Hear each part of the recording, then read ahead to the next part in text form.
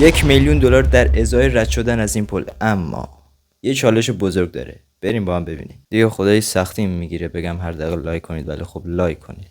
ببین $1,000,000 خیلی زیاده دیگه، لازم به حمالی واسه یوتیوب نیست. من همه چی به جون میخرم. کشتیگیری سوما. داداش تو دست کم گرفتی. بعدی سامورایی. نه، سرآشپز عصبانی.